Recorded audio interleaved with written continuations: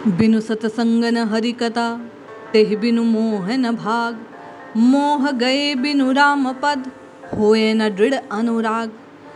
पूर्व के अंक में श्री देवरहा बाबा द्वारा भक्ति के स्वरूप, भक्ति योग और गृहस्थ साधना में किस प्रकार साधक 24 घंटे राम नाम की ध्वनि में रत रह सकता है, इन सब बातों का आपने और मैंने श्रवण किया। साधक ने पुनः जिज्ञासा रखी कि भक्ति योग और सत्संग का क्या संबंध है, भक्ति की महिमा क्या है, नाम निष्ठ के लिए सत्संग की उपयोगिता क्या है। जय श्री हरि।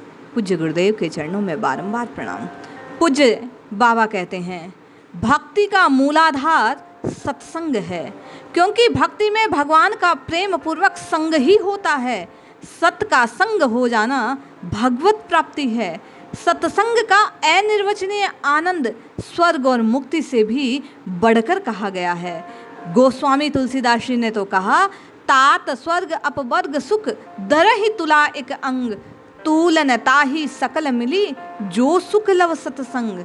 बाबा महाराज कहते हैं सत्संग के बिना भगवान की कथा सुनने को नहीं मिलती, और भगवान की कथा के बिना मोह अज्ञान का नाश नहीं होता, और अज्ञान के नाश हुए बिना भगवान में दृढ़ प्रेम नहीं हो सकता, और बिना प्रेम के सतत निरंतर हरि के नाम में, हरि के चिंतन में लगा हुआ कोई साधक नहीं रह सकता। रामचरितमानस के उत्तर कांड का स्वरूप बतलाते हुए उसमें प्रकट बात को उपमा देकर समझाते हुए बाबा महाराज कहते हैं बिनु सत्संग न हरि कथा, तेहि बिनु मोह न भाग। मोह गए बिनु राम पद, होए न दृढ़ अनुराग।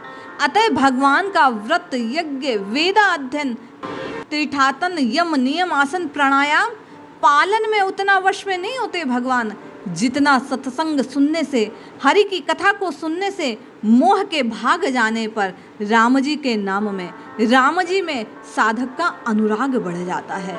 श्रीमद् भागवत में भगवान स्वयं कहते हैं कि वस्तुतः भक्ति परम सुख का मूल है। वह तभी प्राप्त होती है जब संत प्रसन्न होते हैं। संत भगवंत स्वरूप ही है।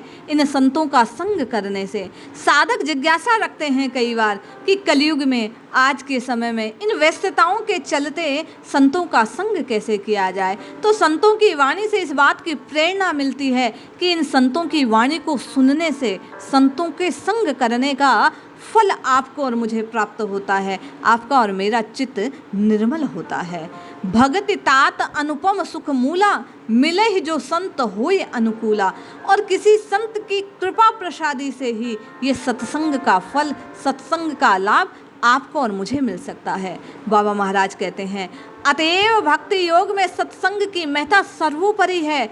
गोस्वामी जी ने राम जी के मुख से इसी सत्य को मानस में कहलवाया है। भक्ति सुतंत्र सकल सुख खाने, बिनु सत्संग न पावे ही प्राणी। पुण्य पुंज बिनु मिले ही न संता, सत्संगति संसति कर अंता।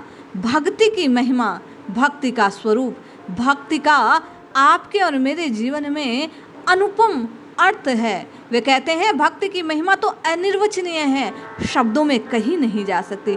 जाति, कुल, धर्म, बड़ाई, धन, बल, कुटुंब, गुण और चातुर्य, इन सबके होते हुए भी भक्ति रहित मनुष्य जलहीन बादल के सदृश है, शोभाहीन है। उसे परमात्मा तत्व की प्राप्ति नहीं होती। साधकों को चेताते हुए बाबा महाराज कहते हैं जैसे बिना नमक के सभी व्यंजन व्यर्थ हैं, वैसे ही बिना भक्ति के भगवान को प्रसन्न करने के लिए किए गए जप, तप, पूजा आदि अधूरे ही रहेंगे। अतः भगवत प्राप्ति की कामना जिसको हो, उसके साधन भक्तिमय होने चाहिए, सत्संगति से युक्त होने चाहिए, सत्संग की महिमा से युक्त होने चाहिए। तात्विक दृष्टि से बाबा महाराज कहते हैं कि भगवत भक्त की वास्तविक विश्व का प्रेम है।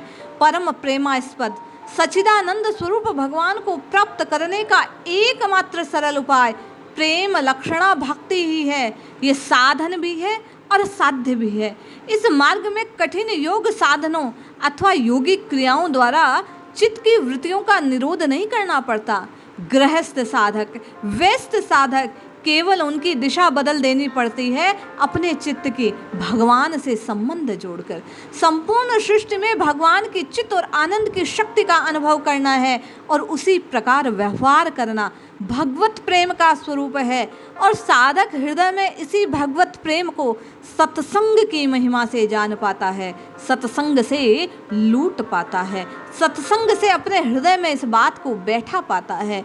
इस प्रक्रिया में मानव उस दिव्य चेतना का साक्षात्कार करता है जो विशुद्ध आनंद स्वरूप है, क्योंकि ये सिद्ध संत, भगवत प्राप्त संत अपनी वाणी के माध्यम से सत्संग में उस प्रेम को आपके और मेरे हृदय में प्रकट कर देते हैं।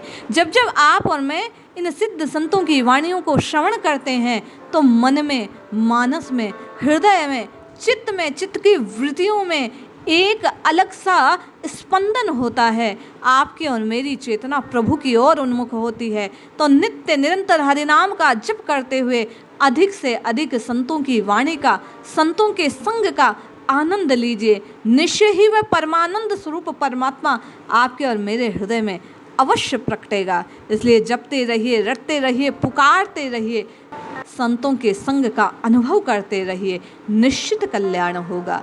जय श्री हरि।